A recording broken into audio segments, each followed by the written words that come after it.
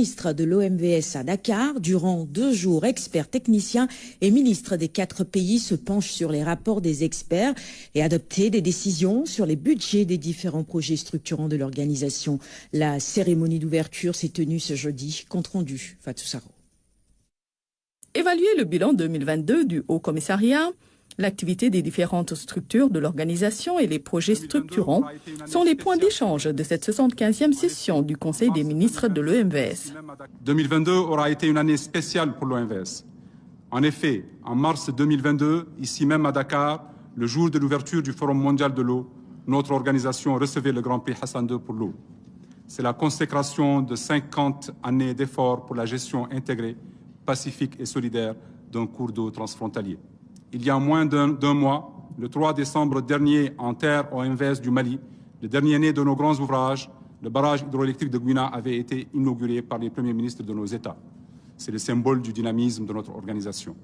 Un barrage hydroélectrique d'un coût de 436 millions de dollars et d'une capacité d'environ 140 mégawatts qui va desservir les pays membres. Une avancée majeure, cependant, d'autres projets peinent à se réaliser. Nous sommes revenus sur ces défis.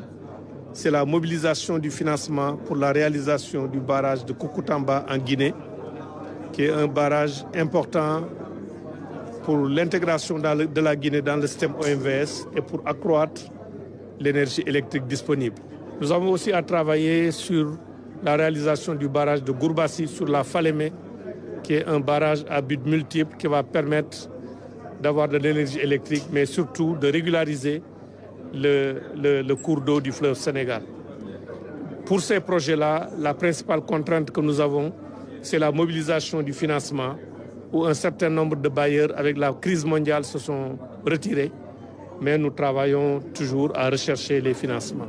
Les volets navigation et irrigation sont d'autres axes prioritaires des États qui se dotent de moyens pour la réalisation des projets. Conscientes des possibilités offertes à leur pays par la maîtrise poussée de l'eau, la disponibilité actuelle de l'énergie dans la vallée et les perspectives d'amélioration de la navigabilité du fleuve, les autorités sont engagées dans des programmes de développement hydro-agricole pour exploiter le potentiel de 409 000 hectares de terres destinés à l'irrigation, dont la plus grande partie se situe au Sénégal et en Mauritanie. La cérémonie d'ouverture de cette 75e session ordinaire de l'OMVS se tient à la suite de la réunion des experts. À l'issue de ce conclave, ce vendredi, le Conseil va se prononcer sur les budgets et orientations de l'organisation.